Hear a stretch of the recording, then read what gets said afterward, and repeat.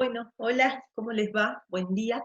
Vamos a arrancar hoy con esta nueva clase de antropología. Vamos a arrancar haciendo un repasito muy chiquitito de lo que hemos estado trabajando hasta aquí. Nosotras la semana pasada arrancamos, dijimos, con la unidad 3 del programa. En esa unidad 3 del programa vamos a trabajar con dos grandes ejes. Por un lado, el eje de la interculturalidad, de la educación intercultural, y por otro lado, el eje de los feminismos y los estudios de género. Habíamos empezado la clase pasada con el primero de estos dos ejes, con el eje vinculado a la interculturalidad. Lo que habíamos hecho muy brevemente es, por un lado, diferenciar entre multiculturalidad e interculturalidad, eh, y después habíamos hecho un recorrido histórico muy breve, muy cortito, pensando las formas en que el Estado argentino ha implementado políticas y prácticas educativas destinadas a las diversas culturas, grupos y pueblos que conforman lo que hoy es el Estado argentino, y por otro lado habíamos conceptualizado o habíamos tratado de acercarnos un poquito a caracterizar qué es esto de la educación intercultural. Y cuando trabajamos con educación cultural, vimos que tenemos que pensarla desde dos lugares diferentes o desde dos posicionamientos.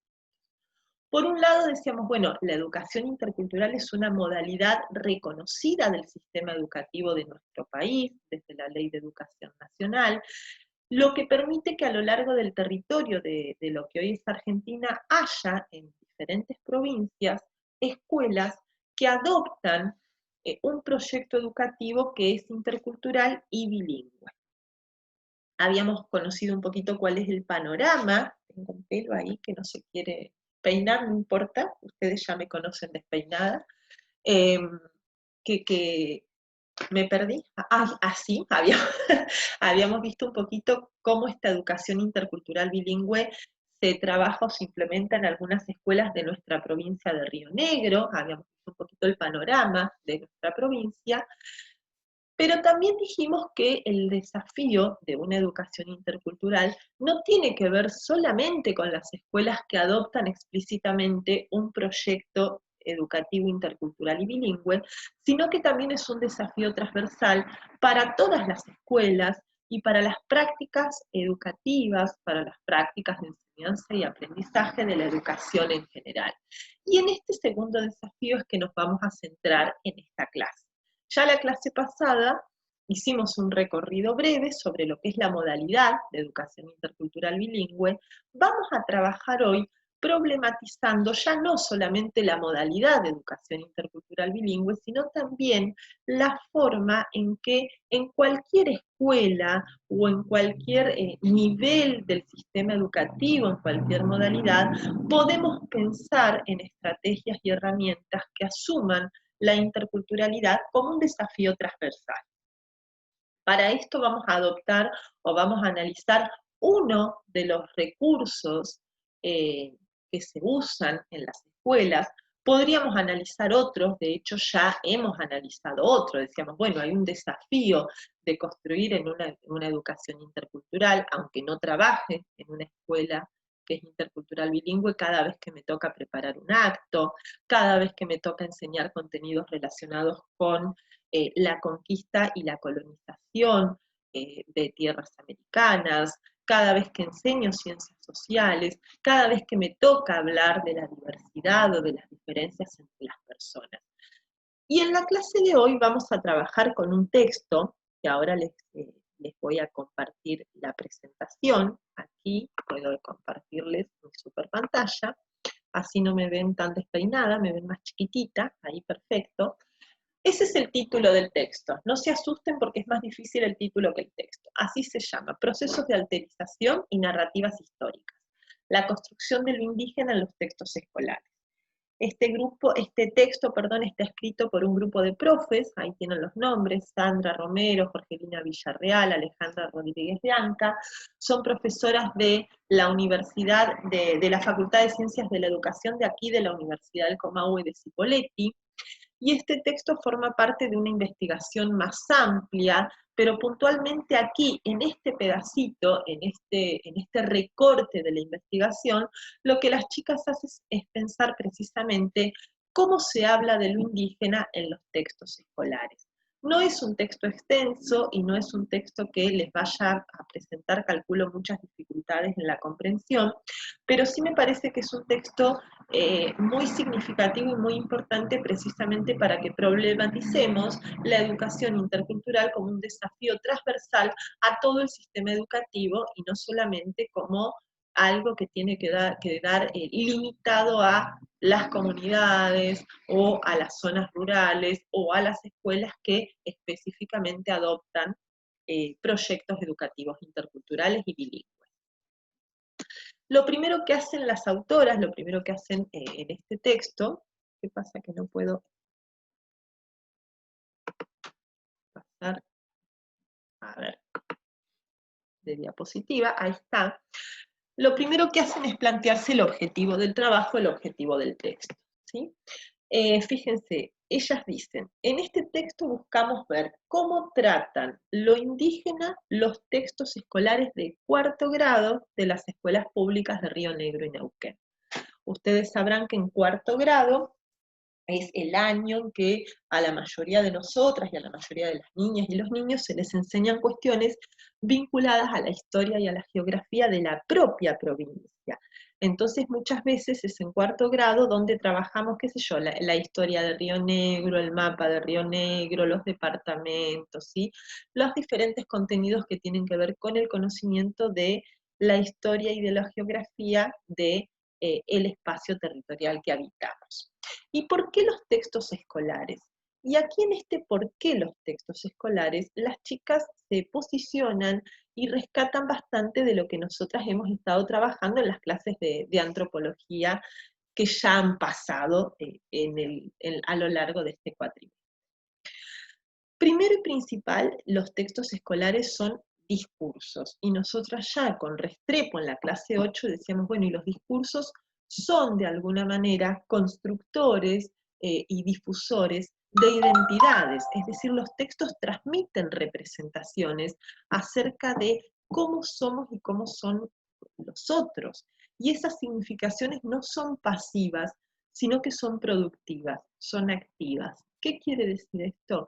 Quiere decir que aquí las autoras se están posicionando en una mirada sobre las identidades y las diferencias que nosotras veíamos hace algunas clases precisamente caracterizada como pensar a las identidades y a las diferencias como construcciones, como proyectos activos y no como esencias fijas, estancadas, inamovibles.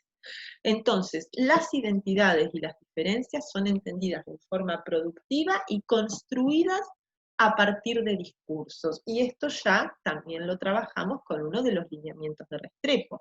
Restrepo decía que las identidades se construyen y se producen a partir de los discursos, que los discursos reproducen y difunden determinadas identidades. Y los textos escolares son uno de estos discursos que difunden identidades. Hay una frase en el texto que tienen que leer, en la página 56, que dice precisamente esto que tienen aquí al final. Los discursos tienen poder para decirnos cómo es el mundo, quiénes somos y cómo debemos ser y actuar. Siguen diciendo, hablando de los libros de textos. Los libros de textos, dicen las autoras, es un discurso escrito que ocupa un lugar muy importante en las aulas como mediador del conocimiento.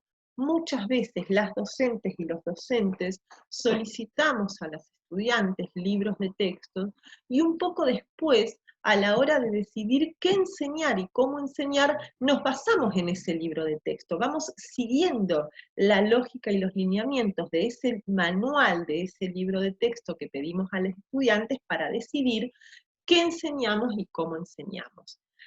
Ahora, los discursos que aparecen en los textos nunca son discursos neutrales ni objetivos.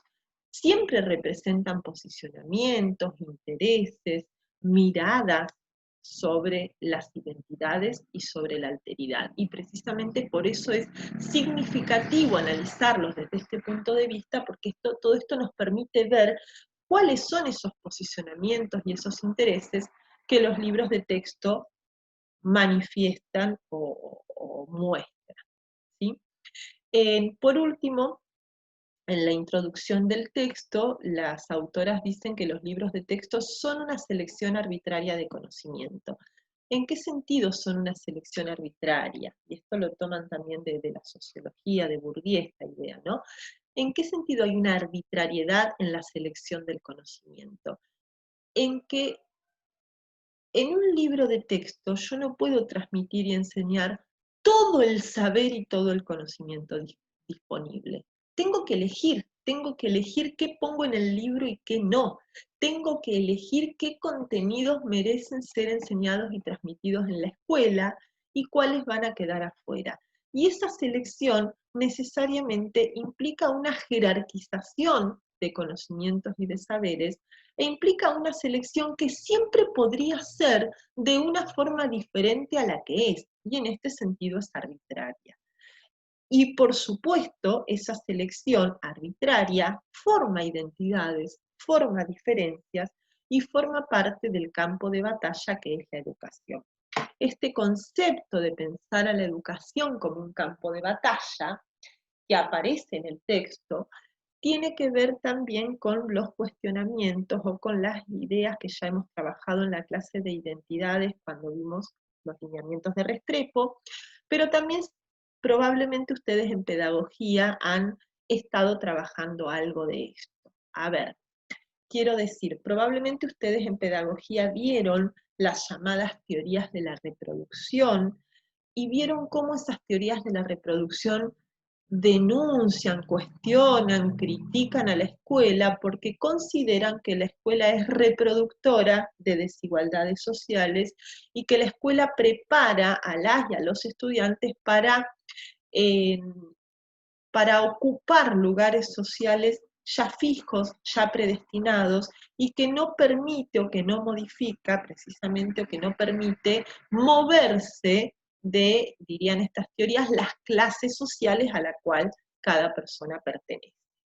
En contraposición a estas teorías de la reproducción, precisamente surgen otros grupos de teorías que cuestionan o critican a la reproducción la cuestión de que en la escuela es cierto que se reproducen desigualdades, es cierto que se fomentan discursos que no buscan modificar el orden social vigente, pero, y aquí es donde se critica estas teorías, no es solamente eso lo que ocurre en la escuela, sino que además de reproducir desigualdades, también hay posibilidades, también hay formas de correrse de esa reproducción y también hay oportunidades para construir otras miradas y para generar nuevos espacios de conflicto y de debate con esa reproducción.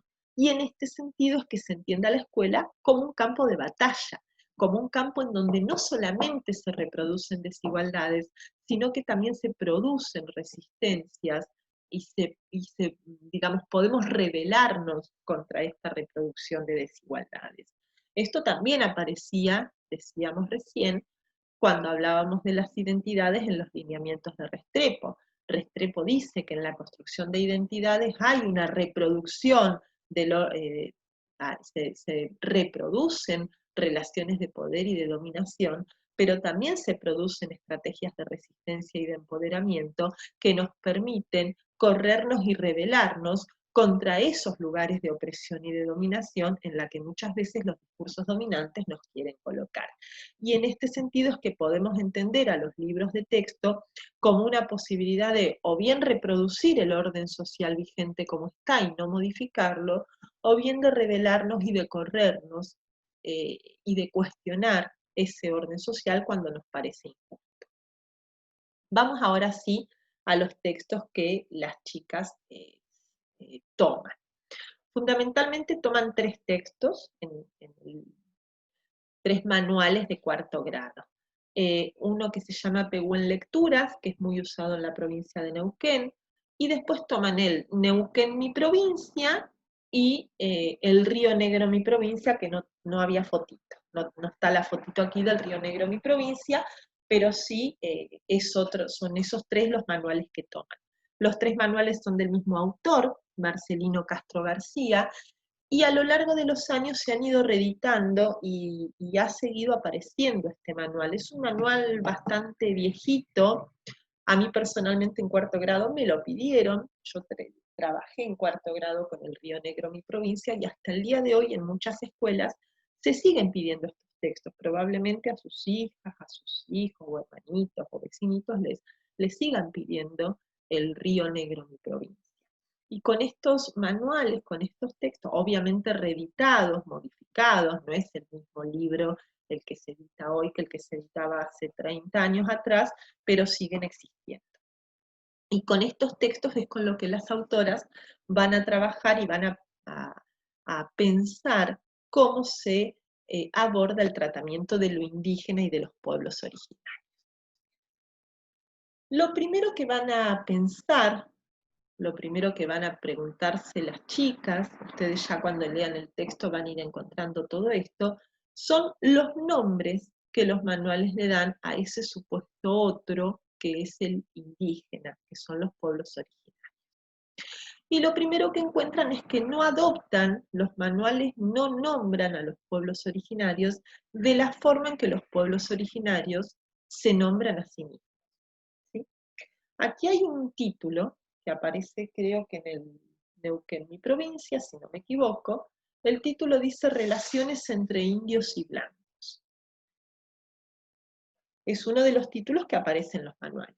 Si uno lee el texto que aparece luego de ese título, lo que encuentra es que el texto habla de las relaciones entre el Estado argentino, entre los expedicionarios, y el pueblo mapuche. Es decir, que cuando el título habla de indios, a lo que se está refiriendo es puntualmente al pueblo mapuche. ¿Qué problema hay con esta palabra indios? Fundamentalmente hay dos problemas. El primero es que, como ya hemos dicho hace algunas clases, en general los pueblos originarios no se asumen, no se identifican con la categoría de indios, porque la categoría de indios es producto de un error histórico, geográfico, de conquistadores que habían pensado que llegaban a la India cuando no habían llegado a la India, pero además porque también este concepto de indios tiene una carga peyorativa, negativa, discriminatoria, histórica, de la cual hay intención, digamos, de producir un corrimiento de toda esta carga. Por lo tanto, el pueblo mapuche y otros pueblos también no se sienten identificados o no se asumen bajo la categoría de indios. Pero además, el segundo problema con esta categoría, con este concepto de indios, como ya vimos también y ya señalamos hace algunas clases, es que es un nombre que se usa para nombrar, digamos, al universo y sus alrededores. Bajo la categoría de indios se nombra a cualquier cultura de los pueblos originarios, desconociendo que son pueblos, idiomas, tradiciones, cosmovisiones, culturas diferentes. Es decir, cuando yo digo relaciones entre indios y blancos, podría estar hablando de las relaciones entre los aztecas y los conquistadores españoles, o podría estar hablando de las relaciones entre los, no sé, guaraníes, o podría estar hablando, como en este caso, de las relaciones entre el pueblo mapuche y el Estado argentino. Es decir, que esta categoría de indios desconoce la especificidad concreta del pueblo del cual estamos hablando. Si estamos hablando de un manual de cuarto grado y de la intención de enseñarle a las estudiantes y a los estudiantes la historia y la geografía de este territorio, aquí tenemos que hablar de pueblo mapuche. Aquí no podemos hablar de aztecas, de incas, en este territorio específicamente. Y esta categoría de indios desconoce la especificidad de las culturas y de las relaciones de las cuales estamos hablando. Pero además, también este grupo de investigación encuentra que en los manuales aparecen reiteradamente palabras que también se aplican para cualquier pueblo originario y que no obedecen o no se relacionan con la forma de organización específica de esos pueblos. Y aquí hay dos palabritas que funcionan en este sentido, la palabra tribu y la palabra cacique, ¿sí? Fíjense, son dos palabras, dos conceptos que también, como la palabra indios, se usan para hablar de prácticamente cualquier pueblo originario, desconociendo que no todos los pueblos originarios fueron tribus o son tribus, y desconociendo que no en todos los pueblos, no en todas las culturas existe la figura del cacique. De hecho, la figura del lonco mapuche no se relaciona y no se condice con lo que pensamos generalmente bajo la figura de un cacique, ¿sí? Entonces, se usan estos conceptos que tampoco son fieles y que tampoco responden a las creencias y a la cosmovisión de la cultura de la cual están hablando. Los mapuches ni eran tribu ni tenían caciques en los momentos históricos a los cuales los manuales se refieren, ni hoy tampoco. Por otro lado, y esto ya un poco estuvimos trabajando en clases anteriores de antropología, estas autoras analizan cómo nombran o qué dicen los manuales de cuarto grado sobre la conquista. Y lo que encuentran es que en general no se usa la palabra conquista. Me voy a acomodar un poquito, disculpen el almohadón, sino que se usa el sustantivo ocupación. Fíjense que el sustantivo ocupación no es igual que el sustantivo conquista. No es lo mismo conquistar, no es lo mismo violentar, no es lo mismo invadir que ocupar, ¿sí? La idea de ocupación, fíjense, uno ocupa un espacio en general cuando ese espacio está vacío, ¿no? Yo ocupo un espacio en el cual no hay nadie, entonces lo ocupo. Fíjense cómo el sustantivo ocupación se condice con este imaginario de que la Patagonia, hasta que llegó la conquista del desierto, era un desierto, ¿no? Que no estaba ocupada y que por lo tanto el Estado argentino ocupó territorios que no eran de nadie. En realidad no fue una ocupación, ni esto era un desierto, sino que fue una conquista violenta que no se nombra como tal. Y además, en general se presenta a esta idea de ocupación como un avance, como una acción que tuvo que ver con una necesidad de progreso, de desarrollo, es decir, con algo positivo. La ocupación, que en realidad fue la conquista y la invasión del territorio de los pueblos originarios, aparece en realidad como algo positivo y como algo producto del progreso y del desarrollo de la cultura occidental.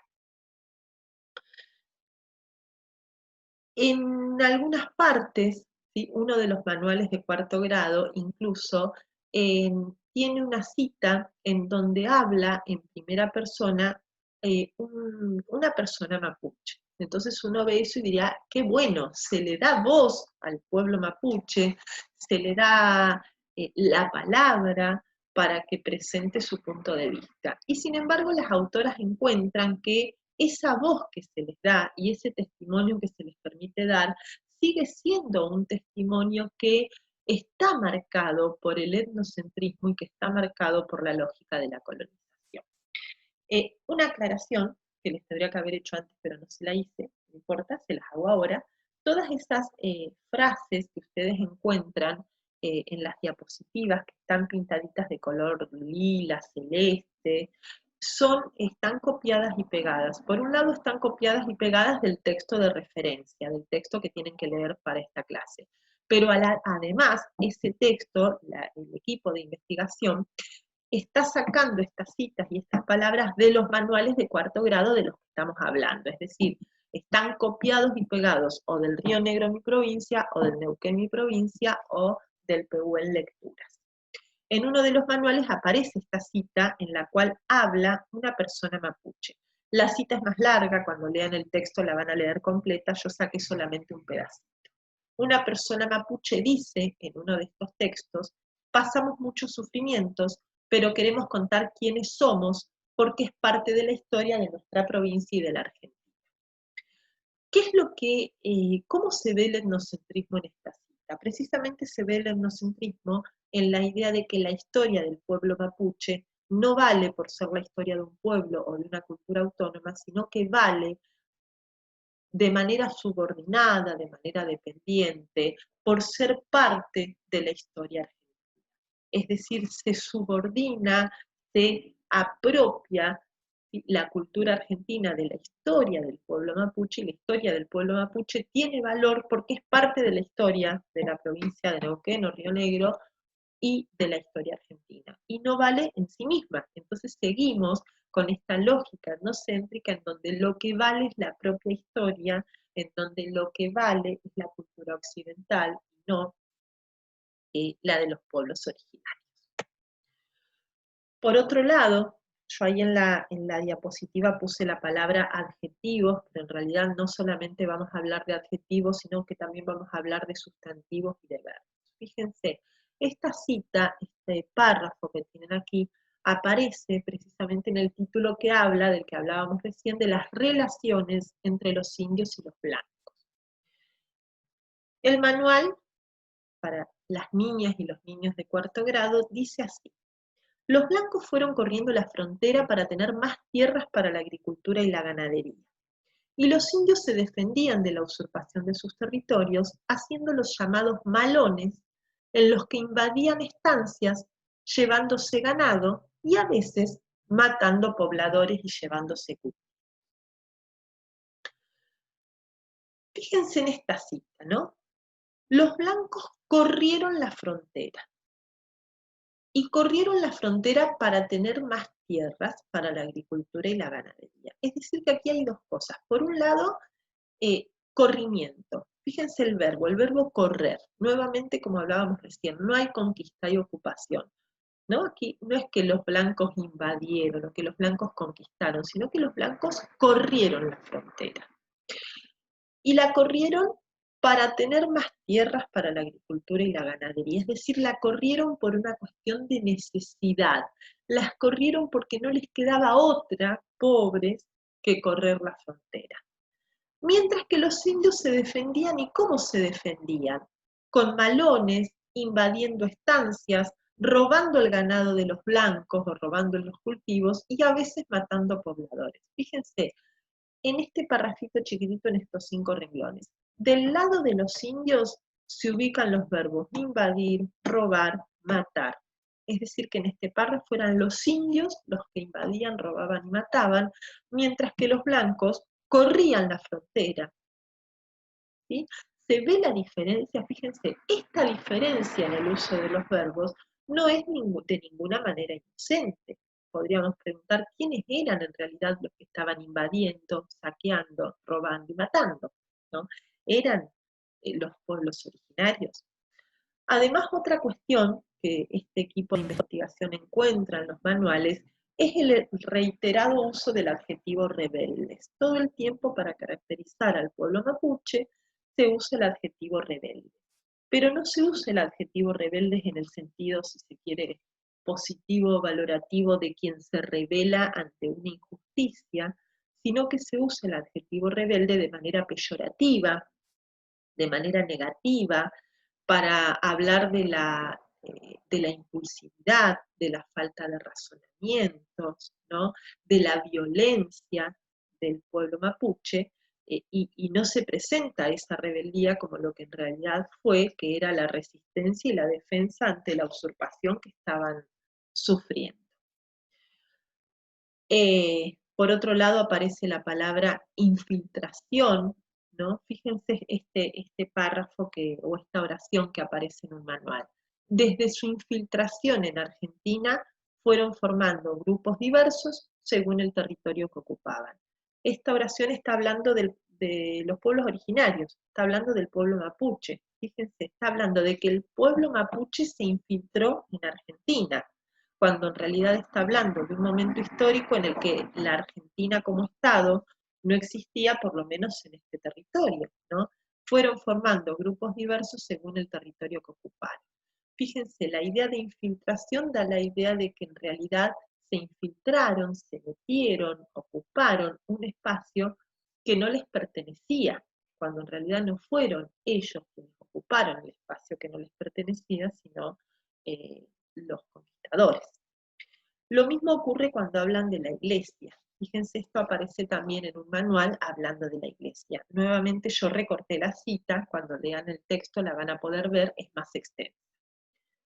Dice, si bien los primeros misioneros llegaron con el ejército, muchas veces denunciaron a los comerciantes y a las autoridades por la violencia. Los salesianos comenzaron a crear escuelas en el territorio del Neuquén porque querían convertir a los indígenas al cristianismo y transmitirles las formas de vida de las ciudades.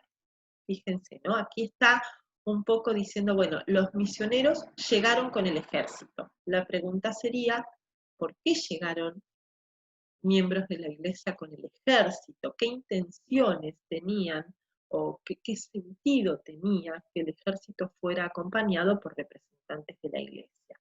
Esto es cierto, muchas veces los representantes de las iglesias denunciaron los atropellos de los conquistadores, de los comerciantes, de los militares, pero no dice nada acerca de la violencia que también constituye el querer convertir a los indígenas al cristianismo y transmitirles las formas de vida de las ciudades, el texto, ¿no?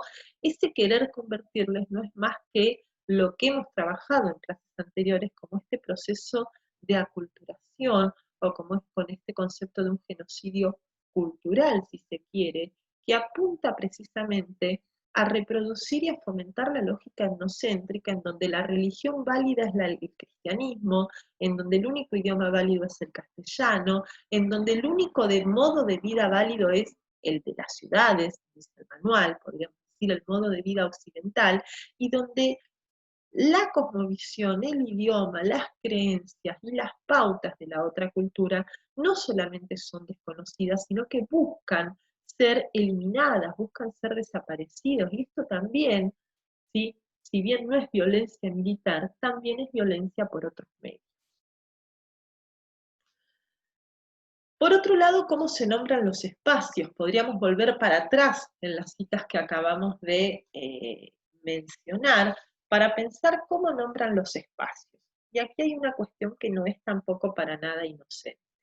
En general, cuando hablan de los espacios, se habla de los nombres que tienen en la actualidad los espacios geográficos, que son los nombres que les dio Europa o que les dieron los conquistadores de la conquista del desierto, incluso cuando estamos hablando de épocas históricas en donde todavía el espacio no se llamaba así, ¿no? Hay una forma monocultural, dice el texto, de pensar el espacio desde la lógica de la propiedad privada y de la ideología capitalista. Y ahí tienen algunos ejemplos. La expedición llegó hasta el Valle del Río Negro. No, la expedición llegó hasta un lugar que en ese momento no era el Valle del Río Negro. Después los conquistadores le pusieron a esta zona, precisamente, el Valle de Río Negro, pero en ese momento no se llamaba el Valle de Río Negro. Los salesianos comenzaron a crear escuelas en el territorio del Neuquén. Tampoco, cuando los salesianos crearon las primeras escuelas, el territorio del Neuquén no era el territorio de Neuquén. Los mapuches son los últimos indígenas que se establecieron en Argentina. No, precisamente este texto, cuando habla del establecimiento del pueblo mapuche en este territorio, está hablando de un periodo histórico muy anterior a los momentos en que este territorio se llamara Argentina. Cuando los mapuches se establecieron en estos territorios, la Argentina no existía, entonces no se establecieron en la Argentina. Después apareció la Argentina. Podríamos con esta misma lógica volver para atrás, ¿no? Por ejemplo, desde su infiltración en la Argentina, ¿no? No se infiltraron en Argentina, en todo caso llegaron a territorios que no eran en ese momento la Argentina. Bien, lo mismo con los tiempos históricos. Recién hablamos del espacio, vamos a hablar ahora del tiempo. ¿Cómo se narra la historia? ¿Cómo se narran los tiempos históricos? Tengan en cuenta que todos estos son manuales destinados a niñas y a niños de cuarto grado, es decir, que en plena edad escolar. Es decir, que cuando uno les nombra de esa manera los espacios, como decíamos recién, uno habla del Valle de Río Negro, habla de Neuquén, habla de la Argentina, la lógica, lo que se tiende a pensar es que siempre el espacio se llamó así y que el pueblo mapuche se instaló en Argentina o que la expedición llegó al Valle de Río Negro. Con respecto a los tiempos históricos, las investigadoras encuentran que en la mayoría de los manuales, cuando se habla de los pueblos originarios, se arman relatos descontextualizados que no especifican bien a qué fecha o a qué época se refiere. Entonces esto alimenta o reproduce la idea del relato mágico, de un relato único y de un relato que se asemeja o que podríamos comparar a los cuentos infantiles. ¿Vieron cuando, qué sé yo, alguien les cuenta un cuento, les cuento el cuento, no sé, de la Cenicienta? Entonces, había una vez. Y ese había una vez, sabemos que es hace mucho tiempo, pero no sabemos cuándo es ese tiempo. ¿Y por qué no sabemos cuándo? Porque en realidad estamos hablando de un relato maravilloso, estamos hablando de una fantasía, de un relato mágico y de un tiempo histórico que no ocurrió en realidad. Cuando en lugar de contar el cuento de la Cenicienta a los niños y a las niñas, por ejemplo, les enseñamos la Revolución de Mayo, ahí sí, como somos conscientes de que les estamos enseñando un acontecimiento histórico, les hablamos de tiempos, de espacios y de fechas específicas. Decimos, qué sé yo, bueno, el 25 de mayo se reunió la primera junta, ¿sí? ¿Se entiende lo que quiero decir? Entonces aquí las autoras encuentran que en general cuando se habla de los pueblos originarios, al no especificar momentos históricos concretos, reproducimos la idea de que estamos hablando de relatos que tranquilamente podrían ser fantasía, si se quiere, ¿no? Y terminamos dándole voz y relatos solamente a la historia occidental, patriarcal, sexista y blanca. Hay ahí un ejemplo, ¿no? Desde la llegada de los españoles, las relaciones con los indígenas casi siempre fueron conflictivas. Ya antes de la independencia existía una frontera entre los indios y los huincas que estos defendían. Fíjense, la llegada de los españoles. La llegada de los españoles a América fue fines del siglo XV. La llegada de los españoles a lo que hoy es territorio argentino se produce más o menos durante el transcurso del siglo XVI. La independencia se produce a comienzos del siglo XIX, es decir, estamos hablando de 300 años, de 3 siglos de diferencia. Si estamos hablando de un periodo histórico de tiempo muy extenso que aquí no se especifica, entonces contribuye a esta imagen atemporal y a esta idea de que precisamente el tiempo histórico vale cuando cuenta, si se quiere, la historia oficial. Otra cuestión muy reiterativa en la mayoría de los manuales es la utilización de verbos siempre en pasado. Elaborar la narración usando verbos siempre en pasado da la idea de que entonces los indios, como dice el texto, ya no existen, sino que existían en el pasado. Y ahí tienen algunos ejemplos. ¿Quiénes eran los mapuches? Si un niño, una niña de 4º grado encuentra en un manual el título ¿Quiénes eran los mapuches?, por lógica supone que los mapuches no son, sino que los mapuches eran, ¿no? Las tierras patagónicas estaban habitadas por diversos grupos de indígenas. Estaban, nuevamente, la utilización de verbos en pasado. Y hoy las tierras patagónicas no están habitadas por grupos de indígenas. Trabajaban los metales, hoy no trabaja el pueblo mapuche con metales, ¿no? Esta utilización continua en la narración del tiempo verbal pasado fomenta la idea que ya hemos estado trabajando en clases anteriores de que los pueblos originarios se extinguieron, no existen más.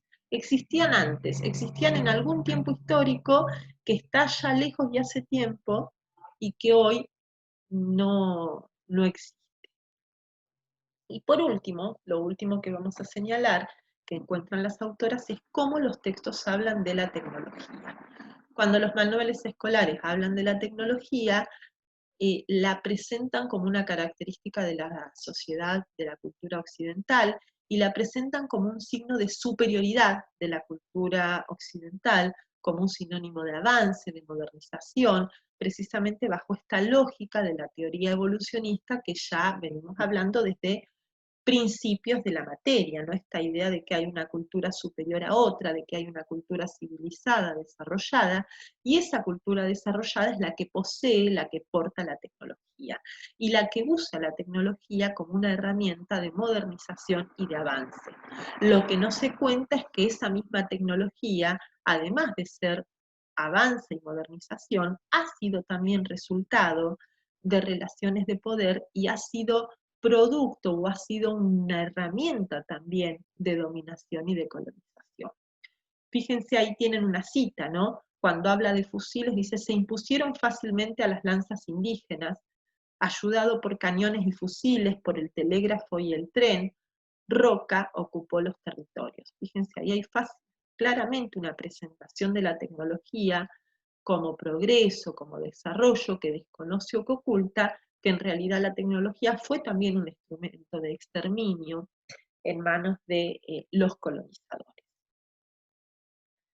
Bueno, y esta frase cierra el texto. Esta frase está sacada del Neuquén, mi provincia, está escrita en el texto Neuquén, mi provincia, y fíjense cómo reproduce la lógica colonial de la que hemos estado hablando, ¿no? Todos los neuquinos con el trabajo o con el estudio debemos esforzarnos en terminar de conquistar lo que aún queda de desierto en nuestra provincia para el bienestar material y espiritual de todos, ¿no? Y yo ilustré esta frase funesta que aparece en el manual precisamente con el billete de 100 pesos que aún hoy está en circulación y que reivindica la conquista del desierto. En el billete de 100 pesos, fíjense, el hecho histórico que se conmemora es la conquista del desierto. Bueno, hasta aquí llega la clase de hoy, espero que se haya entendido. En la consigna de trabajo de esta clase la idea es que ustedes analicen o que puedan ver diferentes manuales escolares para que puedan pensar en qué medida estos discursos o eh,